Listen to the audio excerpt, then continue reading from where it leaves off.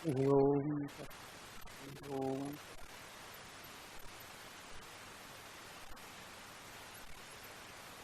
ओम नमः परमहंसाय शिवादिचरणकमलचिन्मकरन्दाय जनमानसनिवासाय श्रीरामचन्द्राय अभीषाय यस्य वदने लक्ष्मीर्यस्य च वक्षसि यस्यास्ते हृदये संवित् नृसिंहमहं भजे।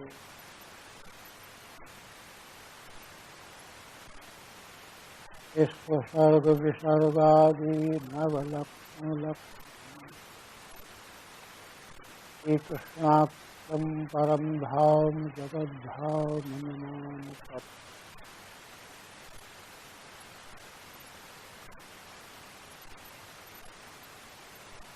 श्रीमद्भागवत के प्रथम स्कंध पंचम अध्याय में भगवान व्यास और श्री नारद जी का संवाद आवित है। श्री नारद जी ने भगवान व्यास को बताया कि भगवान वासुदेव के यशो महिमा का वर्णन ही एकमात्र परम शांति और मोक्ष प्राप्त करने का उपाय है। का उत्पादन करके अंत में उन्होंने अपने पूर्व कल्प के काशी पुत्र होने के समय का दृष्टांत दिया और उस दृष्टांत के माध्यम से श्री नारद जी ने बताया महान पुरुषों के संग से प्रकार उनके धर्मों में मेरी रुचि बन गई। भगवान के लीला चरित्र सुनने का अवसर प्राप्त हुआ। भगवान में रति प्रीति प्रकट हो गई और रजोगुण तमोगुण के नाश से कम पदार्थ का शोधन हो गया। वेदांत शास्त्र का अंतिम लक्ष्य जो साक्षात्कार है के मार्ग में तत् और त्वम पदार्थों का शोधन अनिवार्य रूप से बताया गया। शोधन का मतलब है त्वम पदार्थ माने जीवात्मा। जीवात्मा का जो वास्तविक स्वरूप है वह छिपा हुआ है। हार झंखार से कई रजोगुण तमोगुण की मनोवृत्तियों के द्वारा आवृत रहता है। उसकी सफाई करना ही त्वम पदार्थ का शोधन है। इसे ही तत्पदार्थ जो ईश्वर तत्व है के साथ में भी माया उपाधि लगी हुई है। तो माया से पृथक करके विलक्षण रूप में समझना तत्पदार्थ का शोधन है। ये दोनों पदार्थ शुद्ध हो जाते हैं तो इनमें भेद रहता ही नहीं, ठीक तो हो। वेदांत की यही सरणी है। तो श्री नारद जी बता रहे हैं कि हम पदार्थ का शोधन हो गया। रजोगुणी तमोगुणी भाव निकल गए। इसे निकल गए भगवान के लीला चरित्रों का निरंतर श्रवण करते रहने से। और तब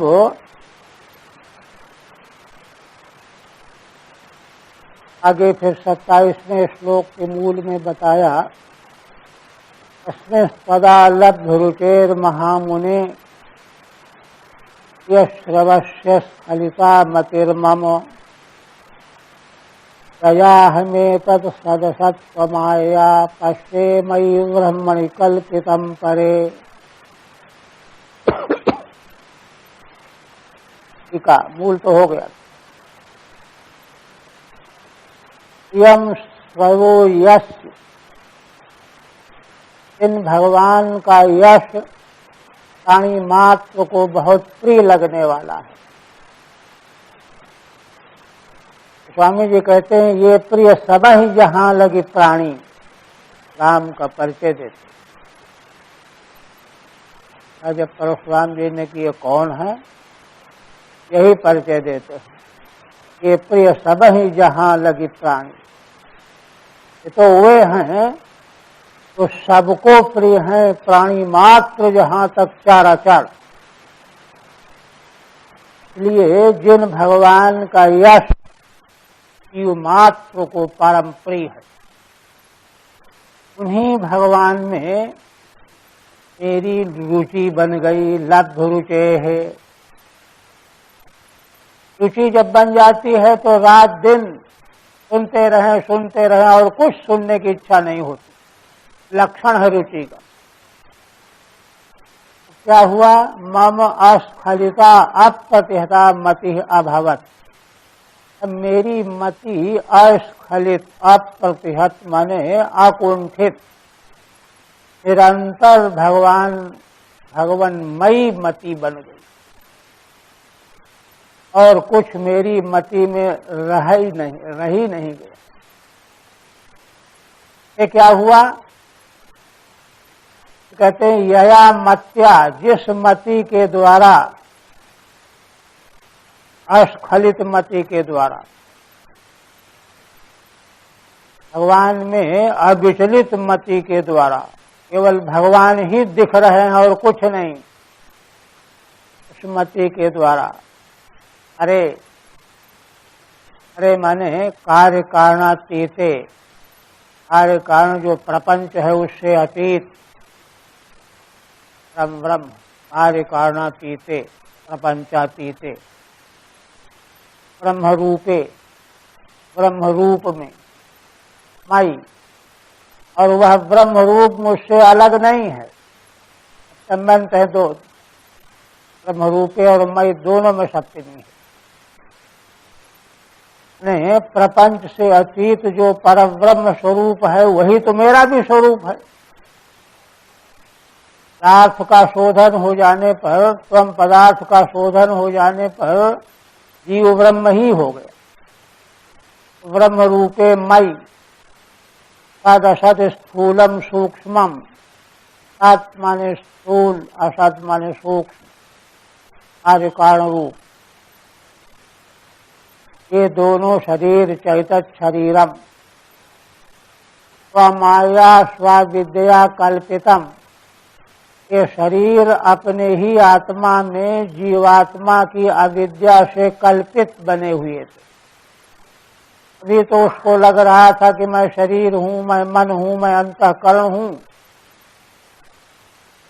तो अपनी ही अविद्या, अपने आत्म स्वरूप को जो ब्रह्म रूप ही है, प्रपंच से अतीत है, उसको न जानने के कारण जो स्थूल सूक्ष्म शरीर के प्रति आत्मभाव बना था, अविद्याकृत वस्तु के प्रति कल्पित,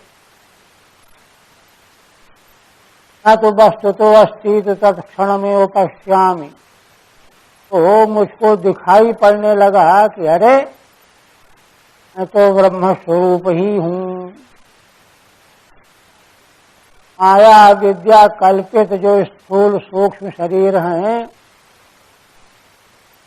ये सब असत क्या मुझे दिखाई देने लगा। कम पदार्थ के शोधन हो जाने का ये फल है। तो सदसत स्वमाया पश्ये मयि ब्रह्मणि कल्पितम परे, मुझ ब्रह्म स्वरूप में, पर ब्रह्म में कल्पित थे असत दोनों प्रकार के शरीर। यह बात मुझको दिखाई पड़ गई। अब इसके बाद पुनः कहते हैं इत्थम शरद्रा वृषिका ऋतु हरेर कृष्णवतो मेनुषवम यशोमलम संकीर्तिमानम मुनिभिर्महात्भिर्भक्ति प्रवत्तात्मरजस्तमोपः। कहते हैं इस प्रकार से शरद ऋतु और वर्षा ऋतु, दो ऋतुओं को मिला करके चातुर्मास होता है। दो ऋतु, दोनों ऋतुओं में भगवान के निर्मल यश का, अमल यश का अनुसवम माने तीनों पहर, प्रातः मध्याह्न सायं सुनते हुए संकीर्तिमानम मुनिभिर महात्भिः, वह भी यश उन महात्मा मुनियों के द्वारा गाया जा रहा था, वर्णन किया जा रहा था। भक्त के मुख से भगवान का चरित्र सुनना ही श्रेष्ठ है, केवल टेप की तरह से नहीं। भक्ति प्रवत्तात्मरजस्तमोपः, और तब मुझ में रजोगुण तमोगुण का नाश करने वाली भक्ति प्रवृत्त हो गई, भगवान में प्रीति जग गई। एवं शुद्धे त्वम पदार्थे ज्ञाते, इस प्रकार से शुद्ध हो जाने पर त्वम पदार्थ का ज्ञान हो गया। शुद्ध त्वम पदार्थ का ज्ञान होने से क्या है, मैं शरीर नहीं हूँ। देहादि कृत विक्षेप निवृत्ते है, स्थूल सूक्ष्म देहादि कृत जो विक्षेप था कि मैं देह हूँ, ये हूँ, मैं ऐसा हूँ, निवृत्त हो गया। तत्कारणभूत रजस्तमो निवर्तिका दृढ़ा भक्तिर्जाता इत्याह। अब उसकी कारणभूत रजोगुण तमोगुण की निवृत्ति करने वाली दृढ़ भगवान की भक्ति मुझको प्राप्त हो गई। इत्थमिति माने हरेर यशः अनुसवम त्रिकालम, भगवान के यश के सुनने का ये फल होना ही चाहिए। ईमानदारी से लग जाने पर यह फल निश्चित रूप से प्राप्त होता ही है। तस्यैवं मेनुरक्तस्य प्रसृतस्य हतैनसः तद्दधानस्य बालस्य दान्तस्यानुचरस्य च। अब श्री नारद जी कहते हैं कि व्यास जी इस प्रकार से मुझ बालक को, काशी पुत्र को, तो मैं उनके अनुरक्त था। प्रस्थित माने बड़ा विडम्बर था, अतएनुसः माने जिसके पाप नष्ट हो चुके हैं, और श्रद्धा से आपूरित था, बालक था, इंद्रियों में चंचलता नहीं थी, उनका अनुयायी सेवक था, ये सब गुण थे। अनुरक्त होना, विनम्र होना, निष्पाप होना, श्रद्धावान होना, बालमती होना, ये सब गुण हैं अधिकारिता के। ऐसा देख करके उन संतों ऋषियों ने क्या किया, ज्ञानम गुह्यतमं यत्तत् साक्षात् भगवतोदितम् अन्ववोचन गमिष्यन्तः कृपया दीनवत्सलाः। नारद जी कहते हैं कि हे ब्रह्मन्, गमिष्यन्तः ते ऋषयः, तो वे जाने लगे। चातुर्मास पूरा हुआ तो जाना था, तो जाते जाते उन भक्तों ने, ऋषियों ने, क्योंकि दीनों के पद वात्सल्य भाव रखने वाले थे, विशेषण है दीन वत्सलाह, इन दुखी के प्रति वात्सल्य भाव रखने वाले थे, इसलिए जाते जाते कृपया माने कृपा पूर्वक उन्होंने मुझको गुह्यतम ज्ञान दे दिया। गुह्यतमम ज्ञानम, और यह ज्ञान साक्षात भगवान के द्वारा कहा गया है। साक्षात भगवतोदितम, भगवान के द्वारा कहा हुआ गुह्यतम ज्ञान कौन है? चतुश्लोकी श्रीमद् भागवत। इसको ब्रह्मा जी के प्रार्थना करने पर भगवान ने 4 श्लोक की भागवत सुना। वही भगवान के द्वारा व्यक्त किया गया गुह्यतम ज्ञान है। वह ज्ञान उन ऋषियों ने बाल दासी पुत्र बालक को दे दिया, जाते जाते आत्मअधिकारी समझ करके, क्योंकि वे बड़े दीन वत्सल के, कृपा पूर्वक उन्होंने उसको अधिकारी पात्र समझ करके वह ज्ञान दे दिया।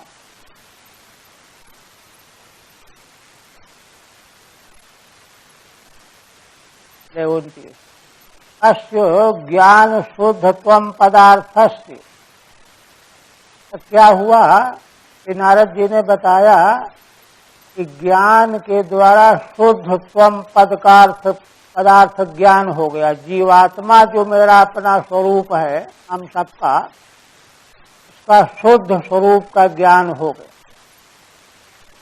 और भगवान में दृढ़ भक्ति भी हो गई।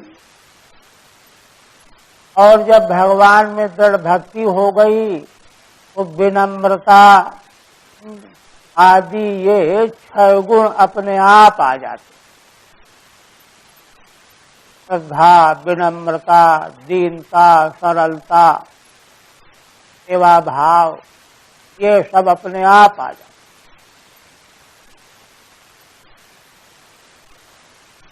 और तब गुह्यतमम, अब गुह्यतम ज्ञान की विवेक की व्याख्या करते हैं श्रीधर स्वामी।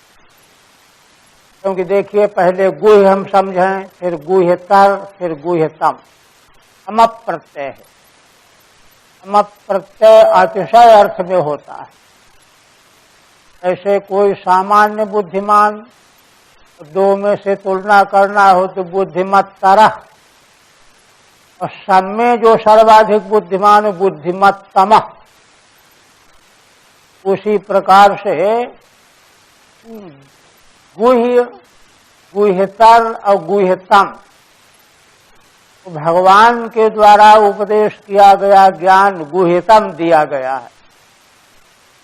गुह्यतम को समझने के लिए विशेषण लगा हुआ है। पहले गुह्यतर को समझें, उसको समझने के लिए गुह्य को समझें। तो श्रीधर स्वामी विवेचन कर रहे हैं। अदेव ज्ञानम पूर्वोक्त त्वम पदार्थ ज्ञानाद विवेकेन दर्शयति।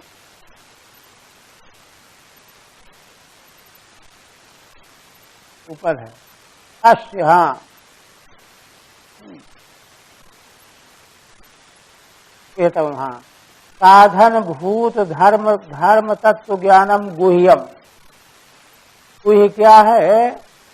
साधन भूत धर्म तत्व का ज्ञान। असल में धर्म तत्व से ही हम लोग टिके रहते हैं।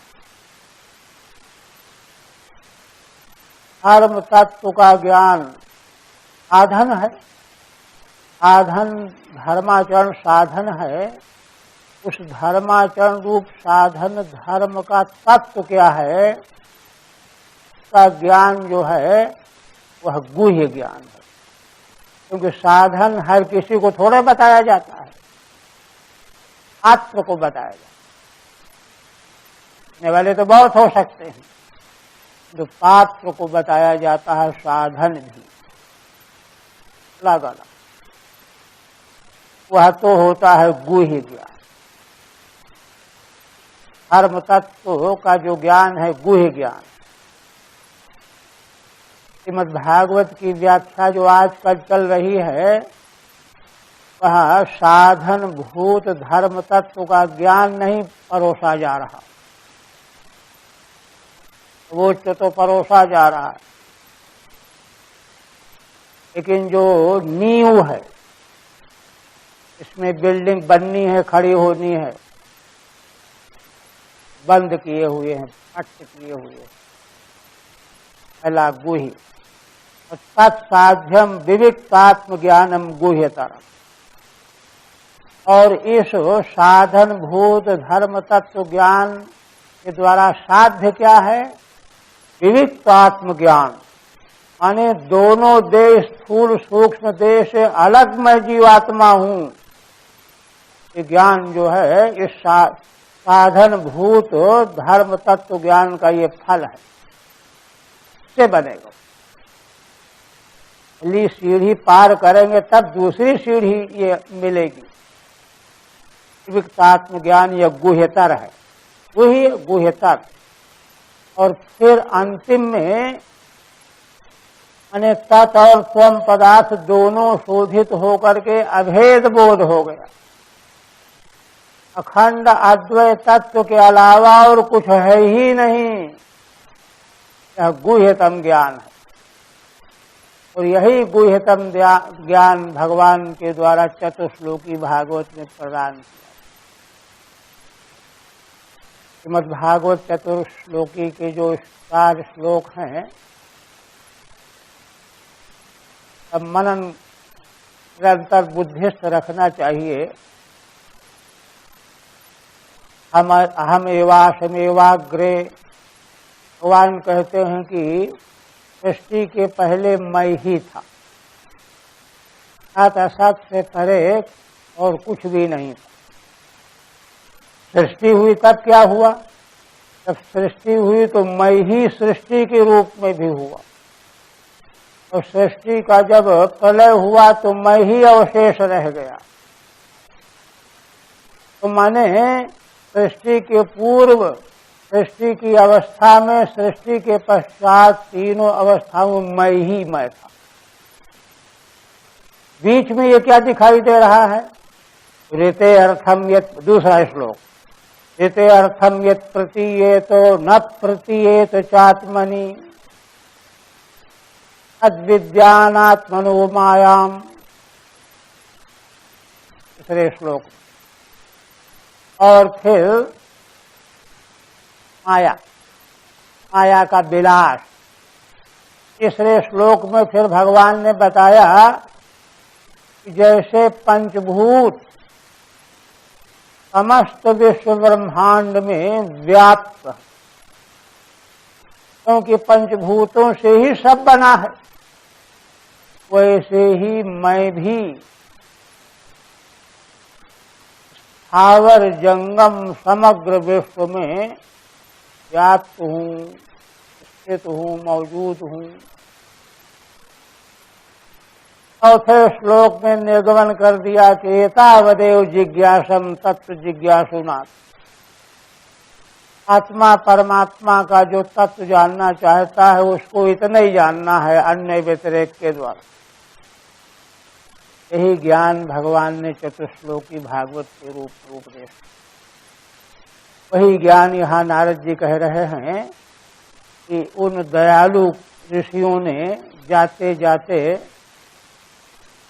3 वत्सल होने के कारण मुझको भगवान के द्वारा कहा गया वह ज्ञान, गुह्यतम ज्ञान मुझको दे गए। वह ज्ञान यह है, तत्प्राप्ति ईश्वर ज्ञानम गुह्यतमम, यानी पहले साधन भूत धर्म तत्व का ज्ञान जो गुह्य है, फिर साध्य विविक्तात्म ज्ञान गुह्यतर है, और इसके द्वारा भी प्राप्य ईश्वर ज्ञान गुह्यतम है। चतुश्लोकी भागवत के रूप।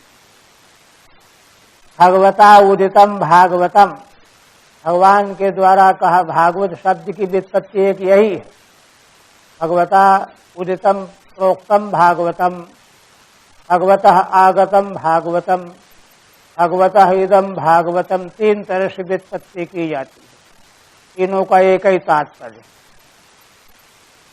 भागवतम शास्त्रम अन्ववोचन उपदिष्टवन्तः, उस भागवत शास्त्र जो भगवान के द्वारा कहा गया चतुश्लोकी के रूप में, उसका उपदेश कर गए। पुनः कहते हैं कि इससे क्या हुआ? ये नैवाहम भगवतो वासुदेवस्य वेदसः मायानुभावम अविदम ये न गच्छन्ति तत्पदम।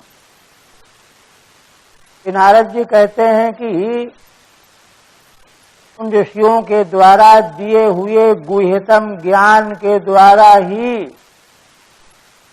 मैंने वासुदेव भगवान के माया के प्रभाव को जान लिया। एकमात्र भगवान के अलावा और कहीं कुछ है ही नहीं।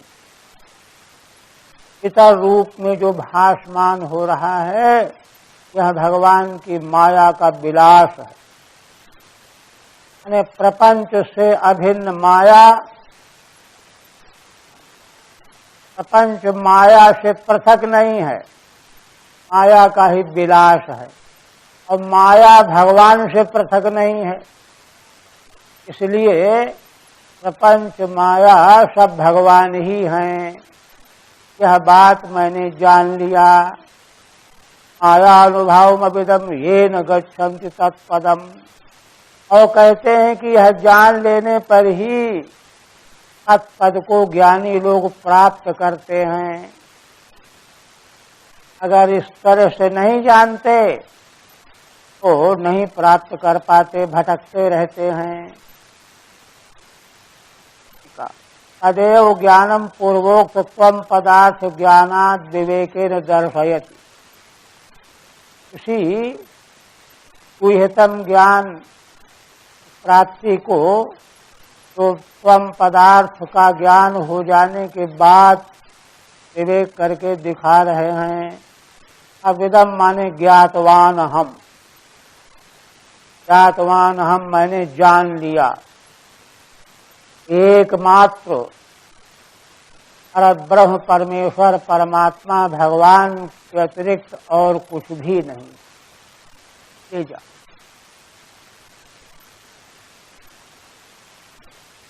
अब कहते हैं तो माने पूरा प्रतिपादन करने के बाद प्रारंभ से लेकर के वो भगवान के लीला चरित्रों के गुणगान उपदेश जो नारद जी ने भगवान व्यास को किया, तो उसका प्रारंभ से लेकर के अंतिम प्राप्ति तक सारा वर्णन करने के बाद अब समीक्षा प्रस्तुत करते हैं। क्या? एतत् संसूचितम ब्रह्मन् स्थापत्य चिकित्सितम।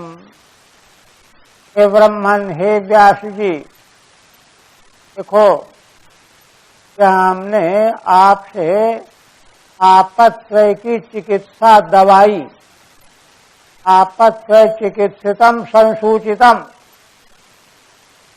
तीन तरह के ताप हैं, आध्यात्मिक आदि भौतिक आदि दैविक। इनकी चिकित्सित क्या है? यही है। प्रारंभ से लेकर के और अंतिम तक वही ज्ञान प्राप्ति पर्यंत।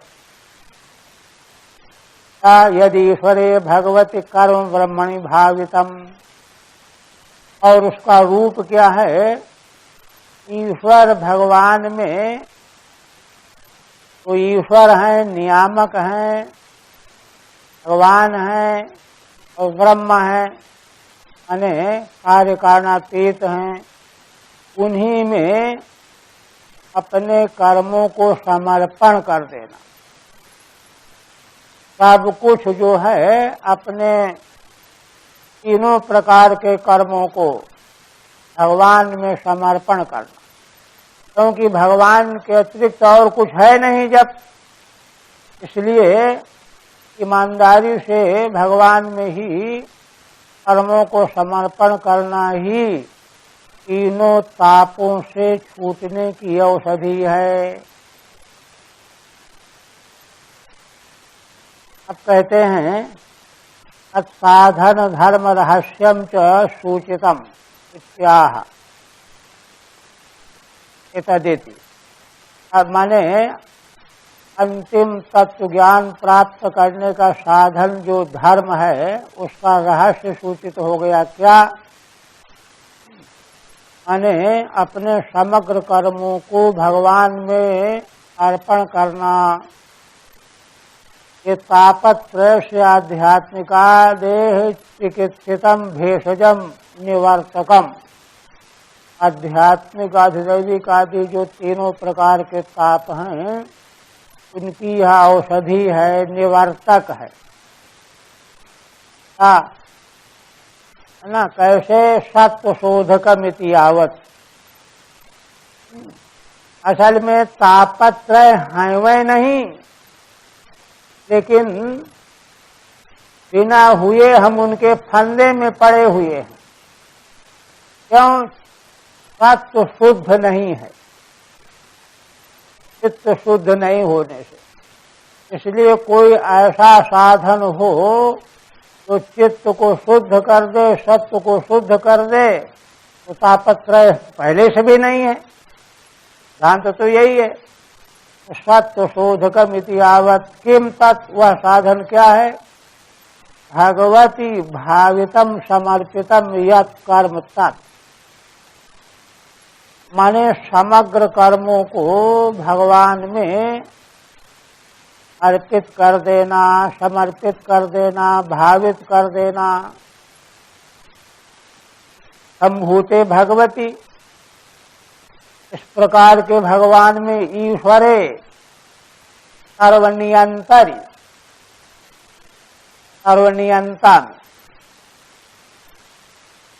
सर्वनियंतरी सर्वेश्वर में, एवमपि च ब्रह्मणि अप्रच्युत पूर्ण रूपे, और सर्वनियंता होते हुए भी तो ब्रह्म स्वरूप माने अप्रच्युत कूटस्थ स्वरूप है जिनका, उनमें अपने समस्त कर्मों को अर्पण कर देना, ये साधन का सर्वस्व है। सीधी बात ये। और देखिए, व्यक्ति रजोगुण तमोगुण के चक्कर में पड़ करके अपनी बुद्धिमत्ता, अकलमंदी और अपने मंसूबों को बड़ा ऊंचा समझता रहता है। हम ऐसा कर लेंगे, वैसा कर लेंगे, किंतु अंततो गत्वा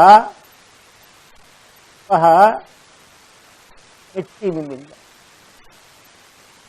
अब उसको ये मालूम पड़ता है, नेपोलियन बोनापार्ट के जीवन का इतिहास है। अरे विश्व में विजय का स्वप्न देख रहा था,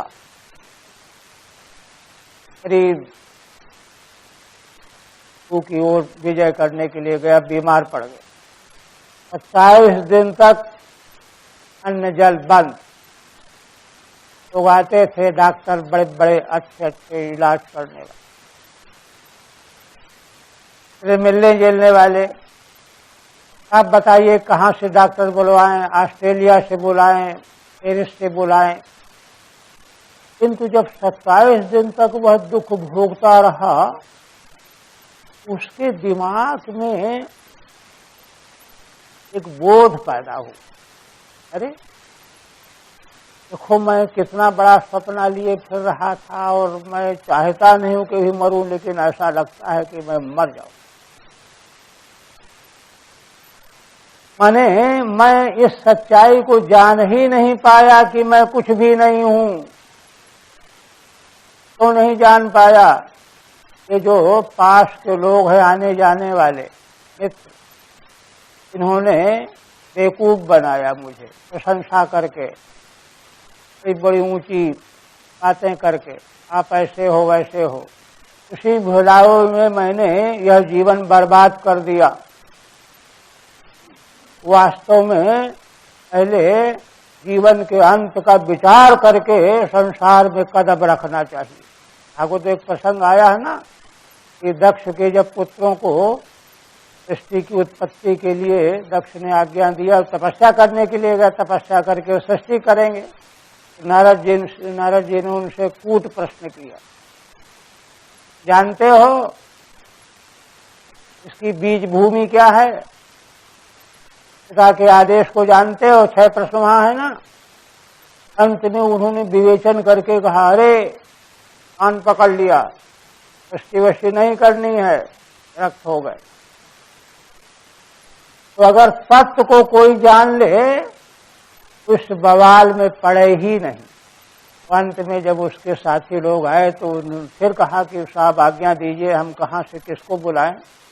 तो उसने कहा कि देखो हम जो कहेंगे करोगे, हाँ, अब दोबारा यहाँ मत आना।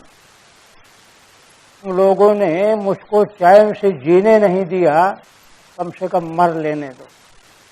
अंतिम से मर तो लूं, अंतिम सच्चाई ये होती है। तो उसी को कह रहे हैं ये ऐसा क्यों हुआ? अने समग्र क्रियाकलापों को भगवान में अर्पण नहीं करने का दुष्परिणाम है। इसलिए अनुसंसार हेतु कर्मणः कथम तापत्रय निवर्तकत्वम। तो कहते हैं कि ये तो धर्म साधन आप बता रहे हो, कर्म भगवान को अर्पण करना। अरे संसार तो कर्मों से ही बन गया है, वह कर्म जो है निवर्तक कैसे हो जाएगा? उसमें खड़ा होता है। कहते हैं सामग्री भेदेन घटते इति सदृष्टान्त महाद्वाभ्याम। इसका उत्तर देने के लिए 2 श्लोकों में कहते हैं। पहले कहते हैं कि आमयो यश्च भूतानां जायते येन सुव्रत अदेव ह्यामयम् द्रव्यम न पुनाति चिकित्सितम्। आमय माने बीमारी, रोग, भूतानाम प्राणिनाम, प्राणी शरीरधारियों की जो बीमारी है वो कर्म से ही है। येन शुभ तदेव ह्यामयम् द्रव्यम न पुनाति चिकित्सितम्। किंतु वही जैसे घृत सेवन करने से अपच हो जाता है, किंतु उसी घृत में यदि कोई औषधि मिला करके सेवन की जाए अपच ठीक भी होता है। दृष्टांत है।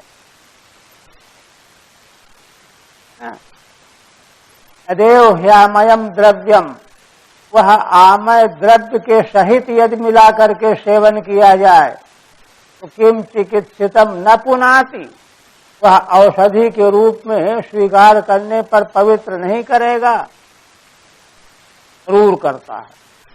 इसी प्रकार एवं नृणाम क्रिया योगा सर्वे संसित हेतवः। इसी प्रकार मनुष्यों के जितने भी कर्म हैं, क्रिया योग, ये करो ये करो ये करो, सब संसार के ही हेतु हैं।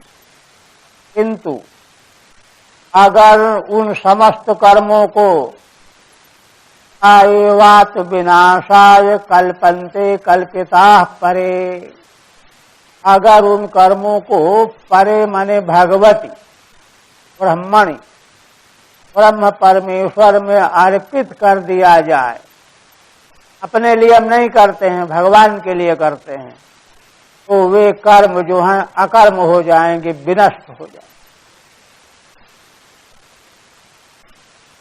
ये कह रहे हैं। 33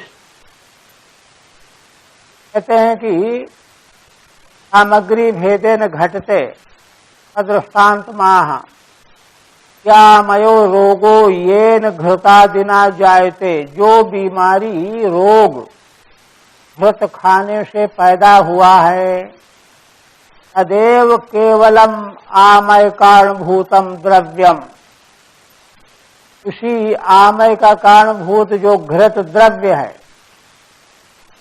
अमामयम न पुनाति, अगर उसमें औषधि मिला करके उसका सेवन किया जाए तो क्या वह उस बीमारी को ठीक नहीं करता है? न निवर्तयति इत्यर्थः।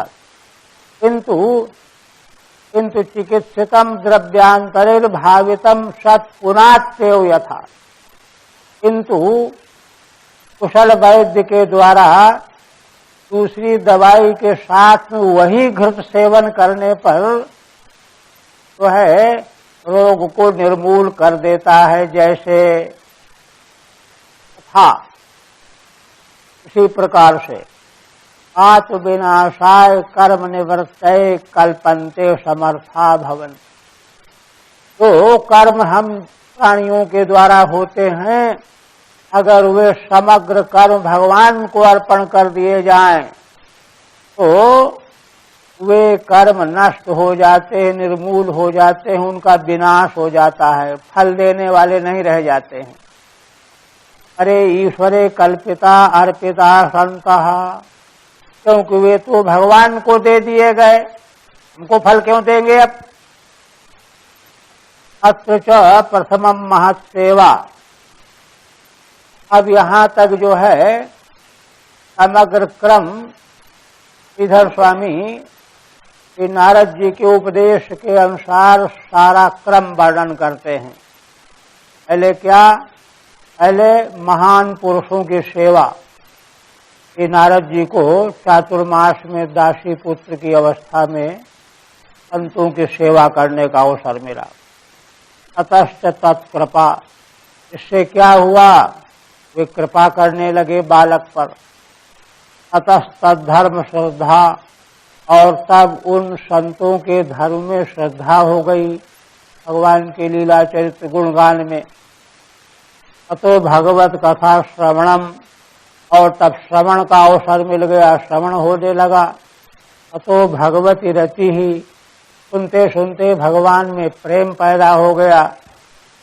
अयाच देहद्वे विवेकात्म ज्ञानम, और भगवान में प्रेम पैदा होते ही दोनों देहों से अलग आत्मा का ज्ञान हो गया। अतो दृढ़ा भक्ति ही, 8वें नंबर पर अब उससे दृढ़ भक्ति हो गई, क्योंकि तो शुद्ध आत्मज्ञान हो गया। अतो भगवत तत्व ज्ञानम, वह जो जाते जाते उपदेश दे करके गए थे वही भगवत तत्व विज्ञान है। अतस्तत् कृपया सर्वज्ञत्वादि भगवत गुणाविर्भावित क्रमोदर्शिता, और उसके बाद एक कोटि और है कि जब भगवत तत्व विज्ञान प्राप्त हो जाएगा तो उसमें भगवान जैसे ही गुणों का आविर्भाव भी हो जाता है, समर्थ हो जाता है। यह क्रम 8-9 क्रमों में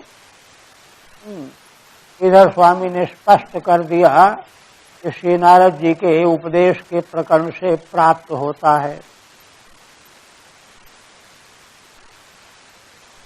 प्रत्यनु च ज्ञानेन अज्ञान प्राप्त कर्म नाशः अच्च ज्ञानम भक्ति योगाद भवति। हम भगवदर्पणेन क्रियमाणम कर्म भक्ति योगम जनयति इति। यदि कोई प्रश्न करे कि ज्ञान के द्वारा अज्ञान से प्राप्त जो कर्म है उसका नाश हो जाता है, क्योंकि कर्म अज्ञान से होता है और अज्ञान का नाशक है ज्ञान। ज्ञान हो जाने पर अज्ञान का नाश हो जाए तो कर्म नष्ट हो जाएगा। क्रम है वेदांत का। सत्य ज्ञानम भक्ति योगाद भवति, और वह ज्ञान जो अज्ञान कर्म का नाशक है, वह भक्ति योग से प्राप्त हो जाएगा। कथम भगवद अर्पणेन क्रियमाणम कर्म भक्ति योगम जनयति।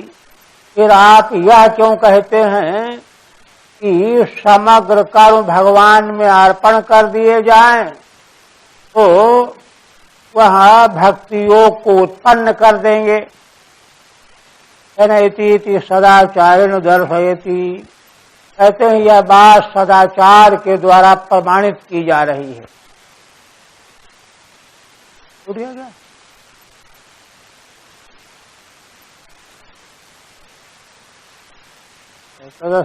सर्वज्ञत्वाद समुदर्शित ननु च ये तो ले रहे हैं। कथम कर्मणा कर्मनाशः। हाँ, कर्म के द्वारा कर्म का नाश कैसे हो? कर्म का नाश तो ज्ञान से अज्ञान का नाश, अज्ञान से कर्म का नाश। आप यह कह रहे हो ना कि जैसे वही घृत जो बीमारी पैदा कराने वाला दवाई के साथ मिला करके उसका इलाज बन जाता है, तो कर्म के द्वारा कर्म का नाश कैसे होगा? शास्त्र की शैली तो यही है कि कर्म सब का सब अज्ञान से है, अज्ञान का नाश ज्ञान से होगा, तो ज्ञान हो जाने पर अज्ञान का नाश हो जाएगा और कर्म समाप्त हो जाएगा। आप कर्म के द्वारा कर्म का नाश की बात कैसे कहते हैं? तो उस पर जो है यदत्र क्रियते कर्म नहीं, ये मूल का। हाँ, यदत्र क्रियते कर्म भगवत परितोषणम ज्ञानम यदधीनम ही भक्ति योग समन्वितम। कहते हैं कि देखो, तो संसार में प्राणियों के द्वारा जो कर्म किया जाता है, यदि वह भगवान को अर्पण कर दिया जाए तो उससे भगवान संतुष्ट हो जाते, और भगवान के संतुष्ट हो जाने से ज्ञानम यदधीनम ही भक्ति योग समन्वितम, और वह ज्ञान जिसके अधीन है भक्ति योग, उससे समन्वित ज्ञान भी प्राप्त हो जाता है। इसलिए ऐसा नहीं कि कर्म भगवान को अर्पण करने पर कर्म का नाश न हो, भले क्रम नाश ज्ञान के द्वारा ही हो, किंतु वह ज्ञान जो है कर्म भगवान को अर्पण करने पर ही प्रकट होगा। कर्म और भक्ति योग, ज्ञान और भक्ति योग, इसलिए इसमें कोई कठिनाई नहीं है। रहे हैं इस समय मनुष्य भगवान की आज्ञा, भगवत शिक्षाया, भगवान की शिक्षा को मान करके समस्त कर्मों को भगवान के चरणों में अर्पित कर देता। रोज रोज ये तो साधन बताएगा, भागवत में भी अन्यत्र भी। रोज जो है, जो भी हम लोग पूजा पाठ ध्यान चिंतन वगैरह करते हैं, अंत में एक क्षण में यह सब भगवान के चरणों में अर्पित हो, ऐसा संकल्प कर लेना चाहिए। साधन के रूप में उपदेश किया गया। इससे क्या होगा? ऋणन्ति गुणनामानि कृष्णस्य अनुस्मरन्ति च। भगवान श्री कृष्ण के गुण नाम कीर्तन करते हैं, उच्चारण करते हैं, स्मरण करते हैं, और अपने समस्त क्रियाकलापों को भगवान के चरणों में समर्पण कर देते हैं। टीका में कहते हैं, यत्र यदा भगवतः शिक्षया कर्माणि कुर्वाणा भवन्ति। भगवान की शिक्षा जैसी भगवान ने शिक्षा दी है, उसके अनुसार कर्मों को करते रहते हैं और भगवान को अर्पण करते रहते हैं। उससे क्या होता है? तदा श्री कृष्ण से गुणनामानि गृणंती, भगवान के गुणकृत नामों का कीर्तन करते हैं, उच्चारण करते हैं और स्मरण करते हैं और भगवान श्री कृष्ण का ध्यान करते हैं। इयं च भगवत शिक्षा, यही भगवान की शिक्षा है। कहाँ शिक्षा दी है भगवान ने? तो श्रीमद् भगवद गीता। यत् करोषि यदश्नासि यज्जुहोषि ददासि यत् तत्तपस्यसि कौन्तेय तत्कुरुष्व मदर्पणम्।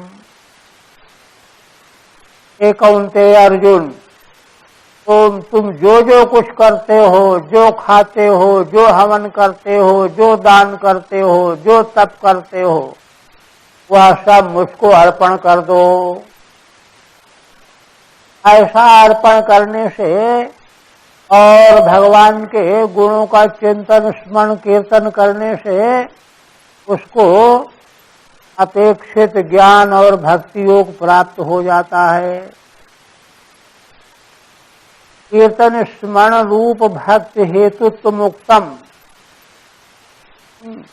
कीर्तन करना स्मरण करना यह भी भक्ति का रूप है, भक्ति का हेतु है। भक्ति उससे जागृत होती है। भक्ति माने प्रीति रति, तो प्रीति रति जागृत करने के ये साधन है, हेतु है। और ज्ञान का हेतु क्या है? ज्ञान हेतुत्व माह द्वाभ्याम। अब कहते हैं नमो भगवते तुभ्यं वासुदेवाय धीमहि द्युम्नायानुरुद्धाय नमः संकर्षणाय च। उन भगवान वासुदेव, वासुदेव शब्द जो है श्रीमद् भागवत में सर्वाधिक आवृत हुआ है। इसमें श्लेष है। एक तो वसुदेव के पुत्र के रूप में भगवान जो अवतार लेकर के आए, इनको अवतारी कहा गया। एते चांश कला पुंस कृष्णस्तु भगवान स्वयं, अवतारी रूप। और दूसरा वासुदेव शब्द का यौगिक अर्थ है सर्वाधिष्ठान तत्व। वसंत सर्वाणि भूतानि यस्मिन्निति वसुः दिव्यतीति देवः वसुश्चासौ देवस्य वसुदेवः सा एव वासुदेवः। माने सर्वत्र चिद ब्रह्म, चिद रूप ब्रह्म तत्व। तो जो चित तत्व है वही श्री कृष्ण है। इस स्वारसिक अर्थ को ग्रहण करने के लिए वासुदेव शब्द का सर्वाधिक प्रयोग किया गया। तो उन भगवान वासुदेव को में हम नमस्कार करते हैं। और तद्युम्नायानुरुद्धायो नमः संकर्षणाय च, चतुर्व्यूह के रूप में जो उपासना की पद्धति है वैष्णव परंपरा में, प्रद्युम्न अनिरुद्ध संकर्षण, असल में ये भगवान के ही रूपांतरण है। पर बड़ा ब्रह्मसूत्र में शास्त्रार्थ है।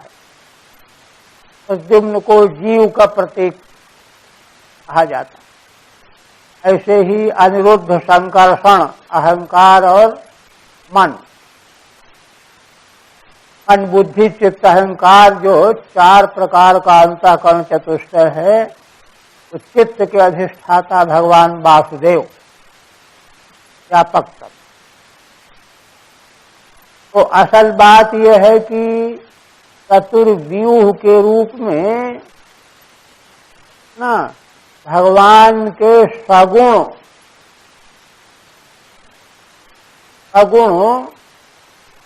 समग्र विश्व को भगवत स्वरूप के रूप में उपास्य माना गया है। मन, बुद्धि, चित्त, अहंकार, ये जो चार अंतःकरण चतुष्टय जिनके अधिष्ठाता ये चार बताए गए, ये कहीं अन्यत्र से थोड़े आए। असल में ये कोई भले उनको भगवान की माया का विलास मान लें, इनकी उत्पत्ति क्रम बताया गया है, किंतु जब भगवान की माया ही भगवान से अलग नहीं है तो उनसे प्रकट होने वाले तत्व भी भगवान से अलग कैसे होंगे। इसलिए समग्र विश्व ब्रह्मांड को उपास्य के रूप में चिंतन करने के लिए चतुर्व्यूह की उपासना एक।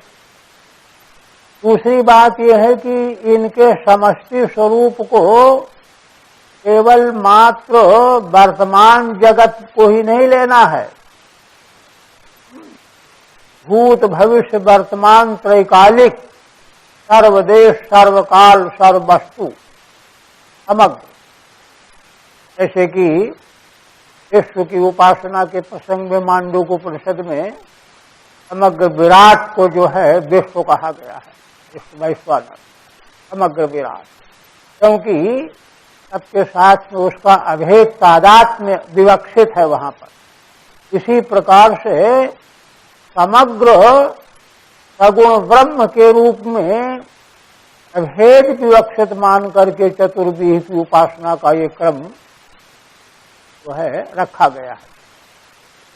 तो इस रूप में हम नमस्कार करते हैं। और देखिए, इति मूर्ति अभिधानेन मंत्र मूर्ति ममूर्तिकम, माने इस प्रकार से जो चतुर्व्यूहाकार है भगवान की यही मूर्ति है। इस प्रकार की मूर्ति का कथन करके, और देखिए यह मंत्र की मूर्ति जो कथन की गई ये मंत्र रूप है। अमूर्ति का वस्तुतः तो अमूर्त है, अव्यक्त है, दूसरे पदार्थों की तरह से ये समूर्त थोड़ा ही है। अमूर्तिकम यजते यज्ञ पुरुषम सा सम्यक दर्शन पुमान, ऐसे यज्ञ पुरुष भगवान का जो यजन करता है वही मनुष्य सम्यक दर्शन है, सा सम्यक दर्शन पुमान। अच्छा देखिए एक बात और, पहले वाक्य में देवर्षि नारद जी ने जहां भगवान व्यास को उनकी कठिनाई के बारे में संकेत किया है कि ये नैवासौ न तुष्येत मन्ये तद्दर्शनम खिलम, संपूर्ण दर्शन यह है। अगर जीवात्मा संतुष्ट नहीं है तो वह तो अधूरा दर्शन है। यह दर्शन जो है सम्यक दर्शन पुमान, सम्यक दर्शन प्राप्त करने वाला मनुष्य होगा और उसका जीवात्मा संतुष्ट ही होगा, असंतुष्ट हो ही नहीं सकता। क्योंकि टीका में देखिए कहते हैं कि कीर्तन स्मरण रूप भक्ति हेतुत्व मुक्तम ज्ञान हेतुत्व महाद्वाभ्याम। ज्ञान के हेतु माने भगवान को किस रूप में जानना है, वही ज्ञान का हेतु है। उसको कहते हैं नमो धीमहि मनसा नमनम कुर्वीमहि, मतलब वो चारों चतुर्व्यूह के रूप में उच्चारण करके ऐसे भगवान को मैं नमस्कार करता हूँ। नमो धीमहि मनसा नमनम कुर्वीमहि, मैं नमस्कार करता हूँ, मन के द्वारा नमन कर रहा हूँ। तो इस रूप में क्या हुआ कि भगवान का ऐसा स्वरूप जो है ज्ञान का विषय बने, समझ में आवे। अमूर्तिकम मंत्रोक्त व्यतिरिक्तम मूर्ति शून्यम। कहते हैं कि यह जो चतुर्व्यूह का आकार वाला भगवान का स्वरूप है, यह कैसा है? मंत्रोक्त है। मंत्र में जैसा कहा गया इससे अतिरिक्त कोई मूर्ति और नहीं है, मंत्र मूर्तिक है।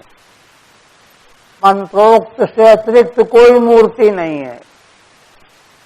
ऐसे मंत्र मूर्ति वाले अमूर्तिक भगवान की जो उपासना करता इजते पूजे तो सा पुमान सम्यक दर्शनो भवती।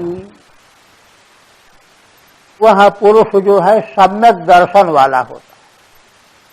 सम्यक दर्शन वाला होने से क्या होता है कि उसका फिर कहीं पर भी राग द्वेष विरोध तनाव ये सब कुछ नहीं रह जाता।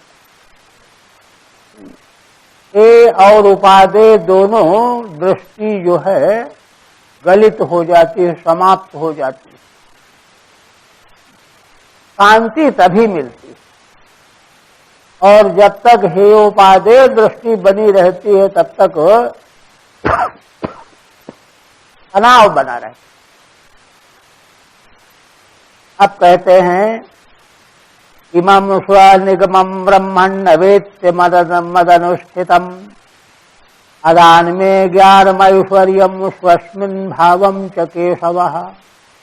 एक बात श्री नारद जी और कहे, माने इस तरह से जब समग्र रूप में हम भगवान की आराधना उपासना करते हैं तो फिर हमको सब कुछ भगवान के द्वारा ही प्राप्त होता। इसलिए जो अंतिम दृष्टि है वह भगवान के द्वारा ही नारद जी कह रहे हैं कि हमको मिली है, प्राप्त हुई है, भगवान ने हमको प्रदान की। अग्रिम अध्याय में तो खैर आवेगा ही कि भगवान उनको आकाशवाणी के द्वारा संबोधित किया जब बड़े खिन्न हो रहे थे। इसी तरह की बात यह है, स्वनिगमं ब्रह्मन् अवेत्य मदनुष्ठितम्। माने भगवान जब यह देख लेते हैं कि यह भक्त भगवान ने जो मार्ग बताया है आचरण के लिए, साधन के लिए, उसमें लग गया है, तो कहते हैं कि स्वनिगमं मद अनुष्ठितम अवेत्य। भगवान ने जब यह देखा कि भगवान का बताया गया मार्ग वेद से लेकर के उसका अनुष्ठान ये कर रहा है भक्त हमारा, तो भगवान प्रसन्न होकर के उसको सब कुछ दे देते।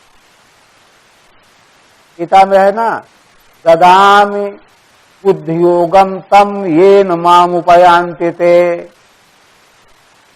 मैं उनको वह बुद्धियोग दे देता हूँ जिसके द्वारा वे मुझे प्राप्त कर लेते हैं। येन माम उपयान्ति ते, ऐसा बुद्धि योग मैं उनको देता हूँ। वही बात यह है कि जब भगवान ने यह देखा, यह बालक भगवान के निगम माने मार्ग साधन करनी का अनुष्ठान कर रहा है, उसी मार्ग पर लगा हुआ है, तो आदान में ज्ञानम ऐश्वर्यम। अब भगवान ने अपना ज्ञान दे दिया और भगवान का जैसा ऐश्वर्य है ऐश्वर्य भी दे दिया। ज्ञान और ऐश्वर्य स्वस्मिन् भावम च केशवः। और भगवान में मेरा भाव भी सुदृढ़ कर दिया, उन्हीं भगवान में मेरा भाव भी सुदृढ़ कर दिया। क्योंकि भगवान के अनुग्रह के बिना बार बार बात कही जाती है ना, राम करा चाहन सोई होई। अरे अन्यथा अस नहीं कोई। तो ये बात यहीं से निकलती है कि वह माने सर्वात्मा भगवान का भजन करते करते भगवान ही वह सब आवश्यकता की पूर्ति कर देते हैं। ठीक है। एवं कृतवति मयि हरि स्वसदृशम ज्ञानादिकम दत्तवान इत्याह। ये पीछे 9वें पर्याय में जो संकेत किया है श्रीधर स्वामी ने, उसको यहाँ कह रहे हैं। अंतिम वहाँ कहाँ कहा था ना कि मैंने भगवत तत्व विज्ञान और भगवान का जैसा ही ऐश्वर्य ये भी उसको प्राप्त हो जाता है, तो वह अब प्राप्त हो रहा है। एवं कृतवति मयि हरि स्वसदृशम ज्ञानादिकम दत्तवान इत्याह। ऐसा ज्ञान भगवान में है, अपने सदस्य ज्ञान आदि भी भगवान ने दे दिया। इमं स्वनिगमं सोपदेशम मदनुष्ठितम मया अनुष्ठितम अवेत्य ज्ञात्वा। कब दे दिया? कब देते हैं भगवान? जब भगवान का जो उपदेश है उस उपदेश पर कोई चलने लगता है, उसका अनुष्ठान करने लगता है और भगवान यह जान लेते हैं कि यह मेरे उपदेश पर चल रहा है, तब भगवान जो है अपने जैसा ज्ञान, अपने जैसा ऐश्वर्य और अपने में भाव भी दे देते हैं। भावम च माने प्रीतिम च। माने इस तरह से सब कुछ जो है, अब देखिए जब इतना तक प्राप्ति हो जाएगी तो अब खेद का कोई अवसर नहीं रहेगा। तो भगवान व्यास को चिंतित होना पड़ रहा था कि मानो कुछ मुझ में अभाव है, कुछ कमी है, नहीं है। ये तो उनकी चिंता का कारण था, बेचैन थे। नारद जी आ गए।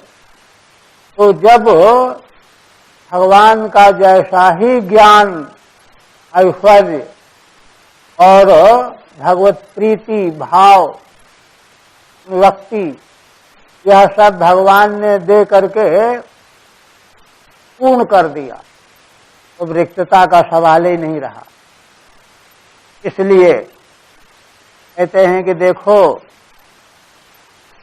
ब्रह्मन् त्वमप्यदभ्रश्रुत विश्रुतम विभो समाप्यते येन विदाम्बुभूषितम् सख्याः दुःखैर्मुहुर्वर्तितात्मनां यत्क्लेश निर्वाणमुशन्ति नान्यथा। कहते हैं कि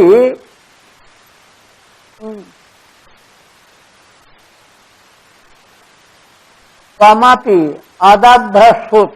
अदभ्र माने हे व्यास जी, आप में सांगोपांग समग्र ज्ञान मौजूद है। अदभ्र माने अनल्प ज्ञान है आपका।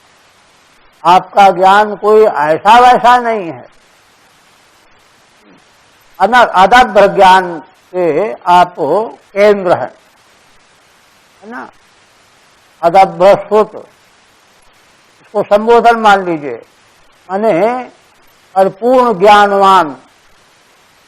इसलिए विभोः विश्रुतम सख्याहि।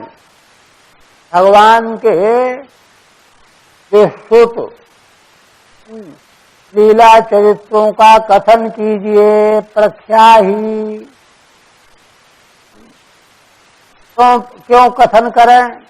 कहते हैं येन विदाम्बुभूषितम समाप्यते। कहते हैं तभी बड़े बड़े ज्ञानियों के जो ज्ञान का ऊहापोह है, और जानेंगे और जानेंगे और जानेंगे, ये भी जानेंगे ये भी जानेंगे, बुभुत्सा शांत होती ही नहीं। बुभुत्सा जो है लगी ही रहती है, तो वह सब समाप्त होगी। श्रीमद् भागवत जैसे शास्त्र के परिशीलन से वह बुभुत्सा समाप्त हो जाए, और इसके पूर्व समाप्त होगी भी नहीं। क्योंकि जब आप भगवान के इन यशः चरित्र का वर्णन करेंगे, गान करेंगे, तो उसको सुन करके, कीर्तन करके, परिशीलन करके ही बड़े बड़े ज्ञानियों को जो ज्ञान की प्यास है वह समाप्त हो जाए, और कोई उपाय ज्ञान की पिपासा समाप्त करने का है नहीं। एक बात तो ये प्रयोजन एक ये। दूसरा प्रयोजन और, दुःखैर्मुहुर्वर्तितात्मनाम, दुखों के द्वारा जो मुहुः माने बार बार अर्जित हो रहे हैं, माने बार बार जिनको कुचला जा रहा है। अर्जित माने कुचला जाना। अर्जितः आत्मा ये शांते, जिनका अंतःकरण दुख का अनुभव मन बुद्धि से होता है, तो बार बार जिनका अंतःकरण जो है बार बार दुखों के झपेट में पड़ करके जो कुचले जा रहे हैं और तमाम उपाय कर रहे हैं, कोई उपाय काम नहीं आ रहा है, ऐसे जो लोग हैं उनके क्लेश का निर्वाण भी तभी होगा। यत् क्लेश निर्वाण मुसन्ति नान्यथा। दूसरी बात और पक्का यह है कि यह जो आप वर्णन करेंगे, इसी से करोड़ों बार दुखों में जो रौंदे गए हैं, क्लेश का अनुभव करके थक गए हैं, निराश हो गए हैं, उनके क्लेश का निर्वाण इसी से होगा, नान्य था। और दूसरा कोई उपाय है भी नहीं। तो इसलिए इन दो प्रयोजनों को लेकर के, एक तो ज्ञानियों की बुभुत्सा माने नई नई वस्तुओं को जानने की, छानबीन करने की जो पिपासा है, लालसा है, यह बेचैन किए रहती है, वह समाप्त हो जाएगी। और जो संसारी जीव बार बार दुखों के द्वारा रौंदे गए हैं, पीड़ित हुए हैं, निराश हो गए हैं, उनके क्लेश का निर्वाण भी हो जाएगा। और दूसरी बात साथ में यह है कि क्लेश के निर्वाण का दूसरा कोई अन्य मार्ग है भी नहीं, अन्यथा। अब कहते हैं अतस्त्वमत एवं कुर्वित्याह, इसलिए हे व्यास जी आप भी यही काम करो। त्वमिति अदभ्रम अनल्पम सुतम यस्य हे अदभ्र सुत, जिनका सुत माने ज्ञान अदभ्र है, अनंत है। विभो विश्रुतम यशः प्रख्याहि, ऐसे आप ज्ञान राशि हो, भगवान के अंशावतारी हो, भगवान के विस्तृत यश का कथन करो, वर्णन करो ना। येन विस्तृतेन बुद्धेन वेदाम विदुषाम बुभुत्सितम बोद्धुमिच्छा समाप्यते, उसको सुन लेने से बड़े बड़े ज्ञानी विद्वानों की बुभुत्सा, नई नई जानकारी की जो आकांक्षा है वो समाप्त हो जाएगी। क्योंकि भगवत यश वर्णन के बाद और कोई वस्तु बचती ही नहीं है, रहती ही नहीं है। यद्यतो दुःखैः पीडितानां क्लेश शांतिम प्रकारांतरेण न मन्यन्ते, और तत्वज्ञ लोग दुखों के द्वारा पीड़ित जो संसारी प्राणी हैं, उनके दुखों की शांति दूसरे किसी प्रकार से नहीं मानते हैं। प्रकारांतरण न मन्यन्ते, यही तो प्रश्न है। देखिए, तीसरे स्कंध में विदुर जी जब हरिद्वार पहुंचे मैत्रेय जी के पास, तो मैत्रेय जी के पास वहां उनका दर्शन करके इतने तृप्त हो गए वो, उद्धव जी ने परिचय दिया था उन्हें। वहां जाकर के उन्होंने प्रश्न किया, संग करने लगे। और जो है, और देखिए ये प्रसंग, सारे प्रसंग वहां अकेले सोता, मैत्रेय जी वक्ता, विदुर जी सोता। 11वें स्कंद में भगवान प्रवचन कर रहे हैं, केवल उद्धव सुन रहे हैं। उच्च कोटि के ज्ञान विज्ञान को सुनने वाला तो बिरला ही होता। वहां विदुर जी प्रश्न करते हैं कि भगवान आप मुझे ये बताइए कि सारे संसार के प्राणी दुख मिटाने के लिए, सुख पाने के लिए काम में लगे रहते हैं।